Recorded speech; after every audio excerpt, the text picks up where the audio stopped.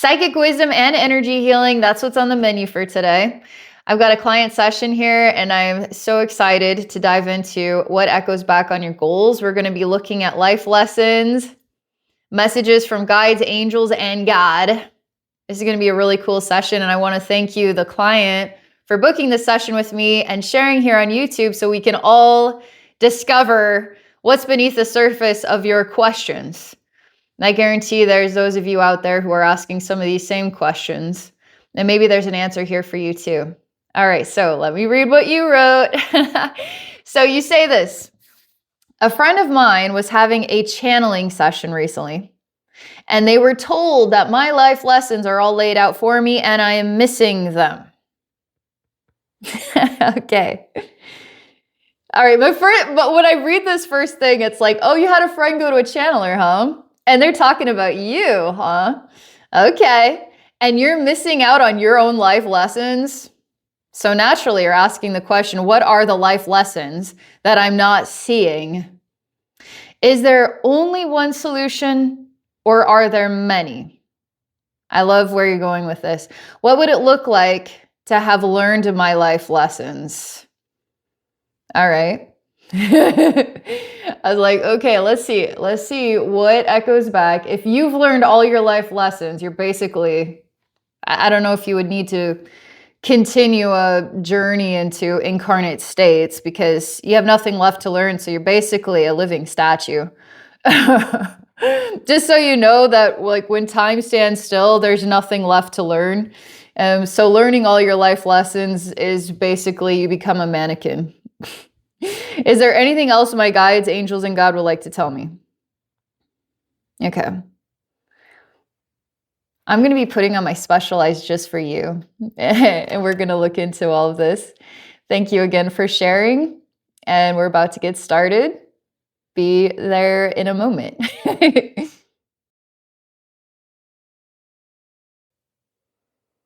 I'm getting grounded here for your well-being. That means I'm getting grounded into an infinite space. I'm surrounded by all that is darkness, which isn't dark. It's actually a starting point. It's a beginning. And so here's this ground. I'm standing on it. I'm asking. All there is, was, and ever will be. Can you help me understand your life lessons? You're wanting to expand your perception on things. What is it that you're not seeing? There's got to be things that you have been seeing that you could articulate. You do get some of these life lessons. What are the ones that you're not seeing? I mean, if this is an important message from the channeler, it must be big. Must be substantial. Must be something there. And to what depths can we understand life lessons?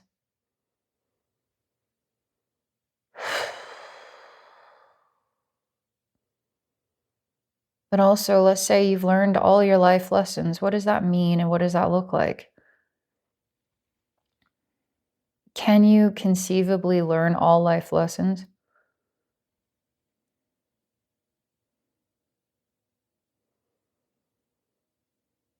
Messages from your guides, angels, God, those reflections who genuinely love and care for you. What would they like to say to you? Okay.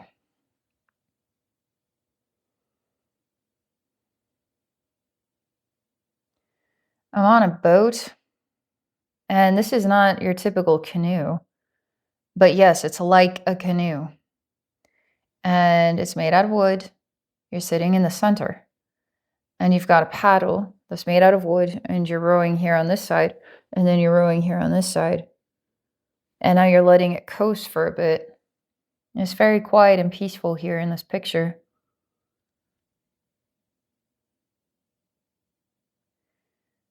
So what's interesting is this represents there's a peacefulness above. And then what is lurking below? So they show me this flash very briefly. It's like a Loch Ness monster, or it's I don't know, some underwater goblin. It's a scary, massive shadow with a creepy face. But it's like a mysterious Loch Ness monster. Is it there? Is it not there? Could it be there? So there's going to be things you're going to see beneath the surface, and it's probably some fish, right? And there's probably some dirt down there, sand perhaps, some seaweed or plant life growing. Some things in that water living their life. And what are the things that you can't see? And the shadow parts, really. It's not showing me mermaids, it's showing me shadow stuff. Mysteries. Maybe it's there, maybe it's not there. But then at the surface, this is a still pond. It's quite a large pond, but it's still, and there seems to be this fisherman style about it. The boat that suits you, the windless environment. It's a comfortable day. It's not blistering hot. And you're able to easily just paddle your way and then coast on into the center. I feel like this represents a fisherman type, but I'm looking for a fishing pole, and there is none. There's only a wandering mind, but the wandering mind is pretty peaceful too. It's at ease. So I'm stopping this space from forward motion. Is this the life lesson? Coasting, staying at the surface, peace, wondering about the shadow things, but never really diving in to find them, to see what you're made of, to face them, and keeping a balance between above and below. Peaceful above, peaceful below. It's your choice what kind of monsters you want in your life. The monster could be you, could be someone else, could be society, could be anything, right? So when I timed this out,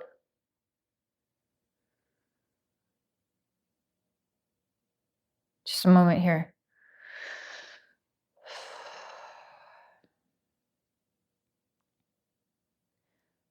I'm timing it out because it's not necessarily wrong to just coast at the surface and have these wandering thoughts. It's not necessarily wrong to not want to pull up the unsuspecting problem. There is a strange kind of, even my words, I feel like there's something about communication and self-expression here, and maintaining a flow that is manageable and not wanting to disrupt that and keeping the equilibrium. And in a way, then there's the growth or the life lessons are going to be not reaching for you, and you are not really reaching back because you're keeping an equilibrium. So what if you just choose peace? Is there something wrong with that per se? So is there avoidance? Is there a need to want to get your hands dirty? Is that your fear, perhaps? That you won't be able to keep your equilibrium if there's problems, but who goes really looking for them? This isn't necessarily saying you've lived a problemless life, but you might be kind of calibrated to hold it in this way and to create it and keep it like this. So I got to be quiet because I've got to look for where your weaknesses are and where your fears are. And so that's why I'm timing this out, because I'm assessing that, okay?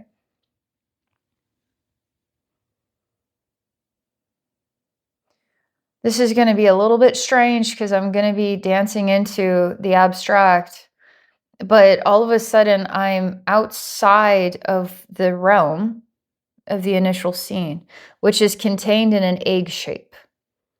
So when I'm outside the realm, I am surrounded by all that is the darkness.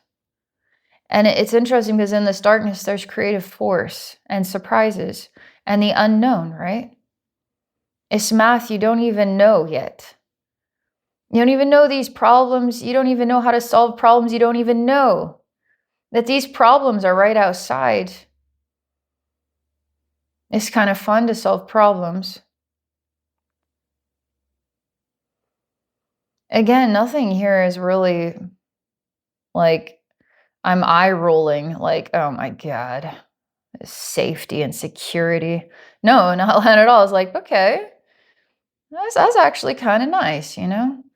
I don't, I think it's kind of nice, you know?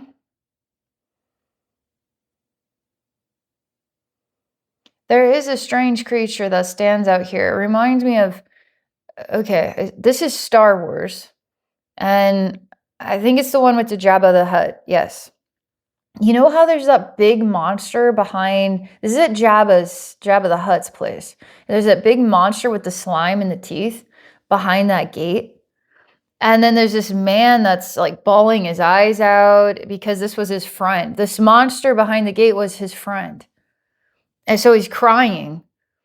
And this monster behind the gate is kind of like what I'm hanging out with in this unknown place as we're talking about new mathematical equations. And it's like life, riddles, and knots to solve, right? Just waiting outside sort of the aura of this egg shape where we look inside the crystal ball to see this peaceful place where we're just skimming the surface. And then what lingers beneath the surface? Well, it can linger there. And what's at the surface? Well, there's peace here. So this big monster that's got the drooling slime in the teeth and I are just hanging out looking. I feel very peaceful next to this monster, by the way.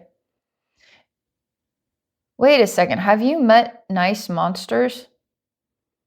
That might be why I was thinking of the Loch Ness Monster, like a friend, a mysterious friend that could be there, that might not be there. And it's not necessarily the mermaids that are captivating, it's the unsuspecting shadow buddy that could look ugly on the outside but be sweet on the inside. All of a sudden, there's this mirror that appears here. And this is very interesting to me because I see one that stands and now is looking in this mirror, and in the mirror is this monster with the drips, okay? This sweet-hearted, scary beast. And in the reflective mirror, then this represents you looking back at you. You then are hanging out with me as this monster. And we're looking into this peaceful, egg-shaped world.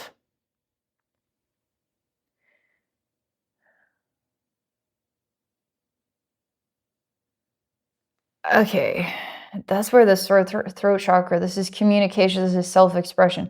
This is perplexed. It is almost like you reached the end of the line, but there's not really much to know about or even grasp off the shelves to investigate it, because it just kind of, we reached the end of the line. Even that, I'd like to put more words to what I mean when I say that.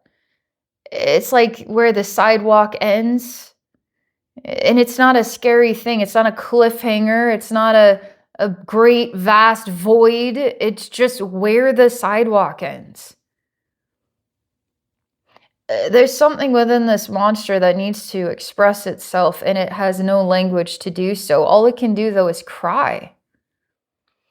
And I start to see that Jabba the Hutt scene with the man, and he's wearing like this cloth underwear, and he's blubberingly, weeping.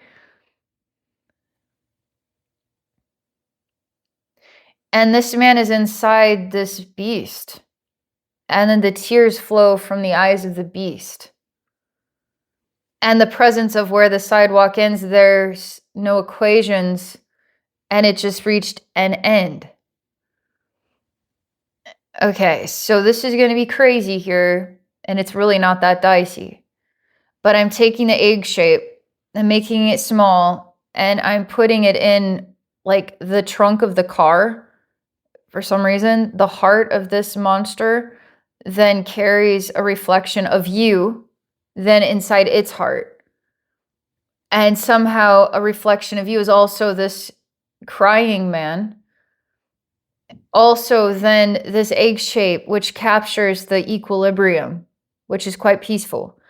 Then I put it in the heart too of this monster, which it keeps showing me that we just open the trunk of a car and we put these things in that we want to keep. And that all we have is like the shirt on our back and the car and these things in the trunk. And it's this monster that is the vehicle. And then what is inside the heart of this monster, which then is you. Everything is still extremely peaceful, by the way. Okay.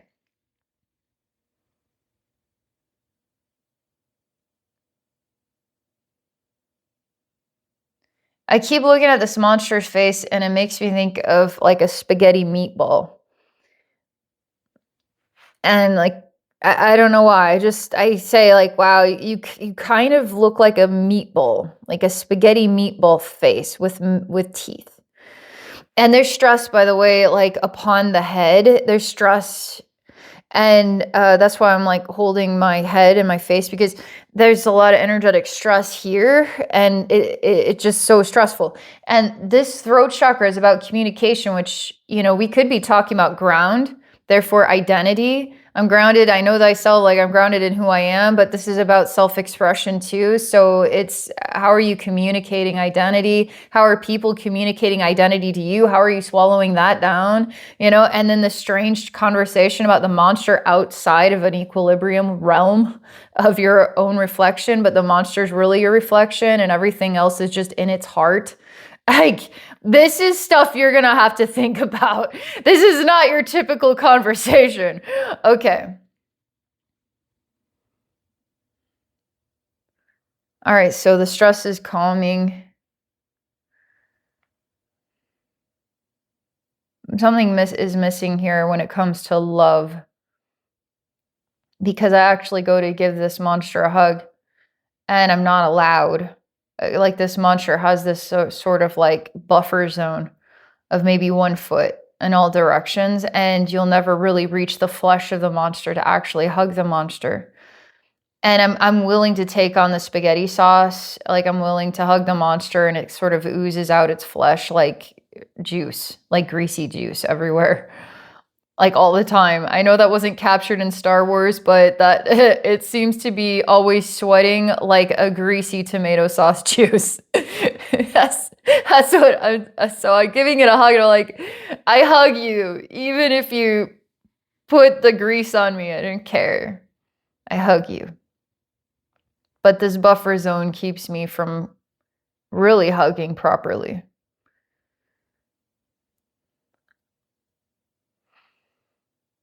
I'm asking God, I'm asking your guides, I'm asking your angels. What is it this channeler was actually articulating here? Because I am stumbling across something interesting, but how do you articulate it? You know? And so that's one of the hardest parts about this role, is making sure that you're articulating. And the complexity that you actually, I experience a great deal of complexity, and that's why I articulate every tiny detail that I can, because I can't even fathom the importance of these details. But I also have to, in some way, summarize the bigger picture of how this is affecting me. Because, for instance, the color blue could energetically affect me as, wow, this is about sorrow. The color blue, I could be shown this and it could affect me as, wow, beautiful blue sky. So the energy it emanates like a basis to help me understand what it's communicating, so that I can help you gather self-reflection. Okay.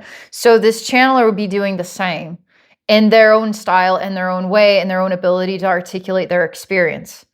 So they are picking up on something, but how do you explain this something? All right.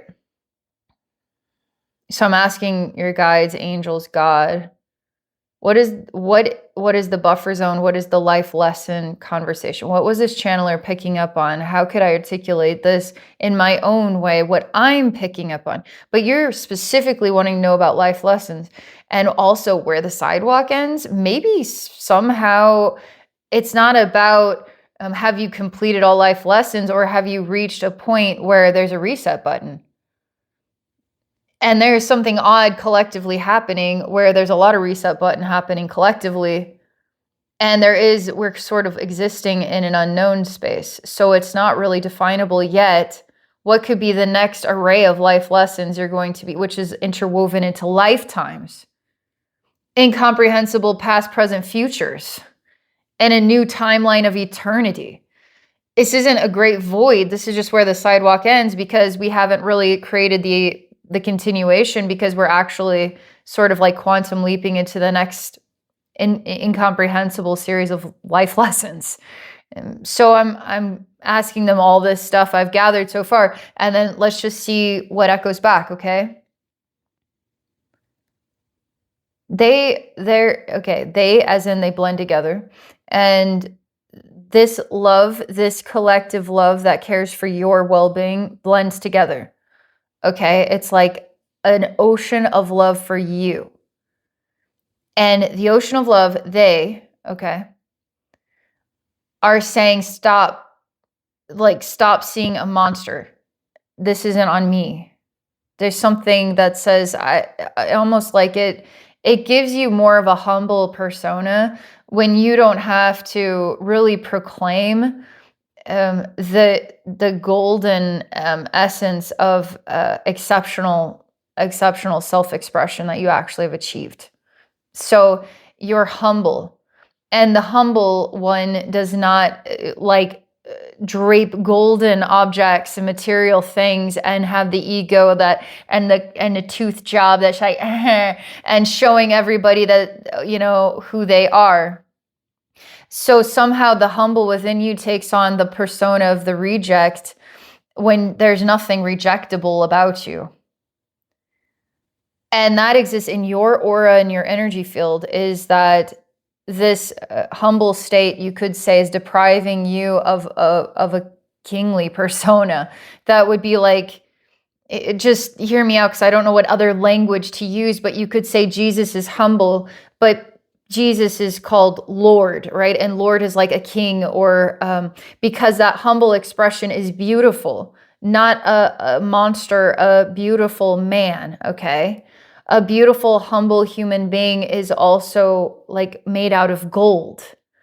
So they show me parallels of gold, like wealth, but it's like this golden aura, this golden emanation to you, which explains why maybe I'm done learning lessons.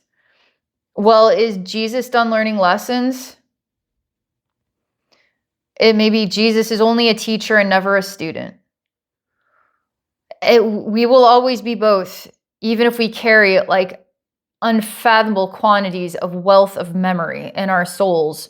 We are always in exchange, and exchange is balance, right? And you already know that.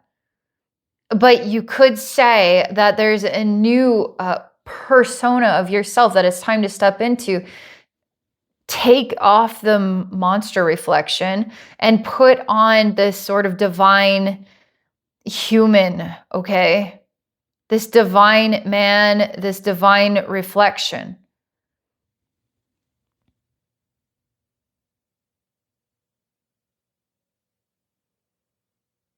Why didn't you let me hug you when you were a gross, greasy, nasty monster, meatball? Why didn't you? Because something inside you knew that you weren't being honest about who you really are.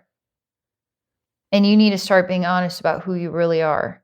And if that is a really good, beautiful person, then you need to be honest about that.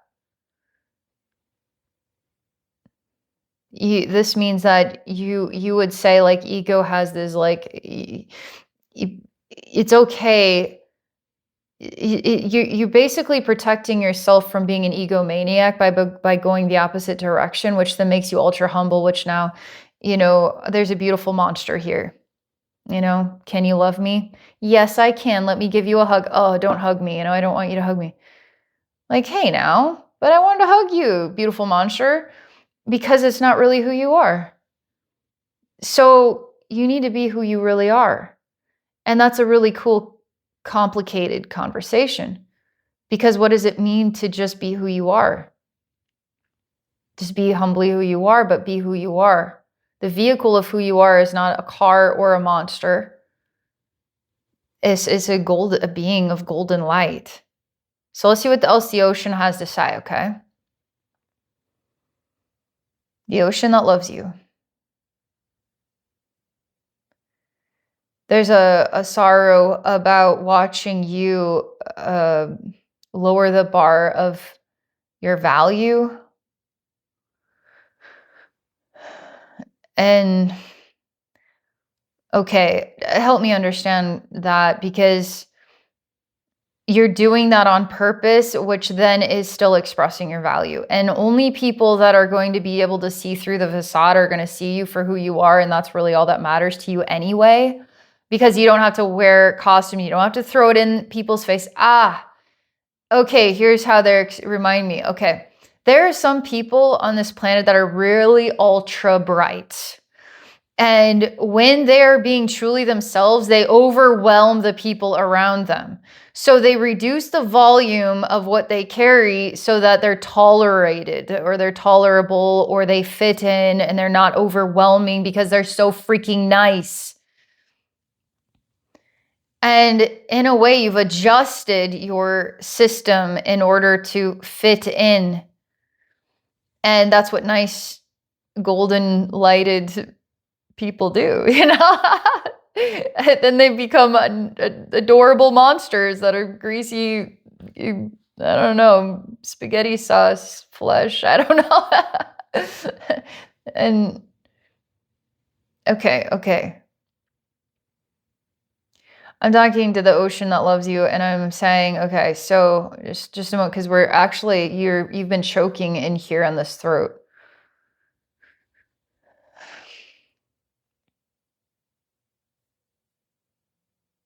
All right, everything went silent, so I've got to reconnect, because it was like, okay, they were saying something, and then I was talking about the throat, and then what were you guys saying again? What was that? Sorry.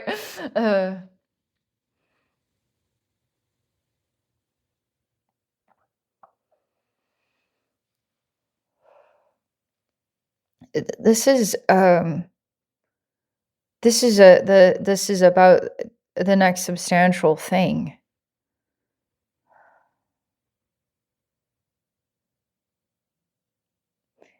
Because you're having deep, almost like beneath the surface of anyone ever hearing it, deep, super, super deep, in silent realms, deep conversations with the divine, that God hears you, and your guides hear you, and angels hear you, your ancestors hear you, the ocean that loves you hears you. You're totally heard. Even when you communicate at super, super, super deep, quiet levels, silent realms, you are loud and clear heard, okay? And that's also a reflection of the very thing I'm talking about. Because why do you have to talk so deep in such deep, quiet places? Like, why can't you be louder?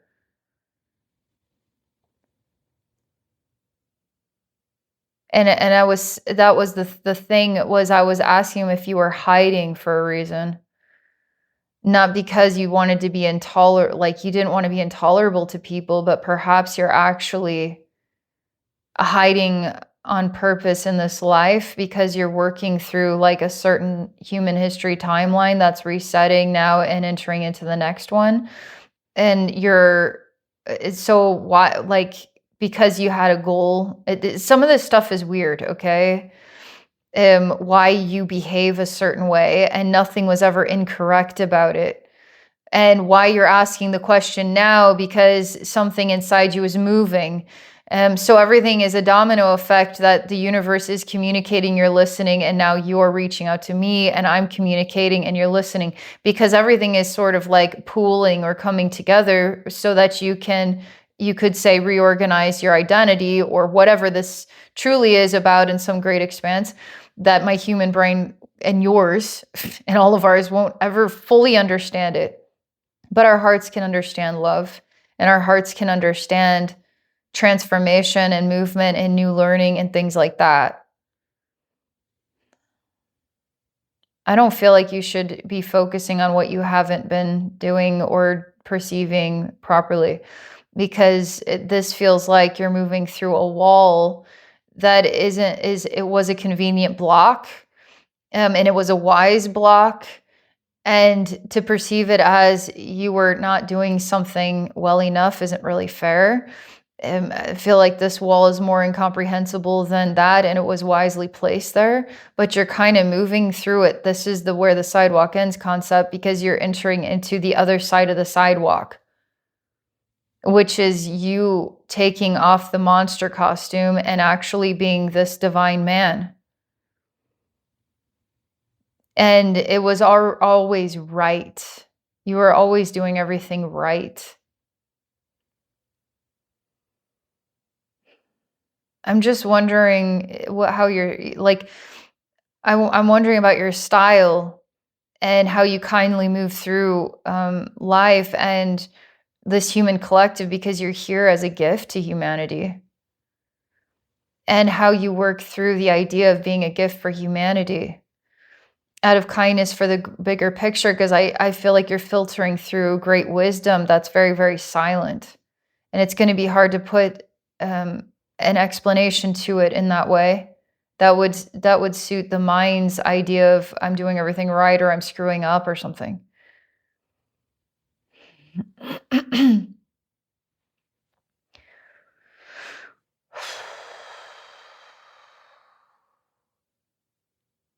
So I want to identify that, yes, we've moved through scenes, conversations that I'm having at the very beginning where I'm creating this ground, right? And we're in the dark, and that I'm talking to all there ever, all there is, was, and ever will be. And I'm sharing this language and then waiting for it to echo back the meaning. Okay, so we're moving through energy patterns to interpret the meaning, but I'm also moving through your aura, which is unfathomably infinite. Okay, so it's not just like this. Here's a small shelf with this, root chakra, and I can just see everything, and bam, you're all cleaned up. It's incomprehensibly infinite and extraordinary. So this is me in some way skimming the surface of all that is infinitely extraordinary about you, in order to help you see you and understand where this message is coming from them, now reaching me, and then me defining it in my own way. So you're on the other side of this wall because the divine within yourself and all that is past, present, and future is allowing it, not because I magically did it, but this was already here. I'm just bringing conscious attention to the fact that you're already on the other side of where the sidewalk ends. Now it is beginning. And so really this very interesting message is to help you see that you are the beginning, at the beginning now. And that at the beginning, it's not necessarily going to be, it's like page 1 of a book you haven't read yet. And it's almost like integrate into the heart of who you are, as that there's something very pure about you. They're very clean and very illuminated about you. Like there's something very tranquil and peaceful about you. There's something that understands how to create equilibrium when a lot of people don't have a freaking clue how to do it, but yet you seem to just do it. You seem to know how to do it because you have the history that now knows the equation and the math to be able to do it. Could that have been holding you back from creating friction, or is it just the only way to live? Maybe it's just a strong position that you just naturally are inclined to take. All the while, there's this undefinable potential here that why are you wearing this costume? Just, but everything is for a reason. And the communication between the channeler and then me and etc. is for a reason. And me defining you as conscious awareness that you've reached the beginning where the sidewalk ended. Now you're somewhere where the sidewalk begins within yourself and your journey. And I'm convinced that your reflection in the mirror is going to be more clear to you. And it's going to be based on how you choose to express yourself, throat chakra stuff, in the way the world is. And to just let your light shine, or let yourself be aware that you're kind of a beacon of light here, and there's a kind nature to you, and the way that you choose to exist here. is out of kindness and love and flexibility for everybody.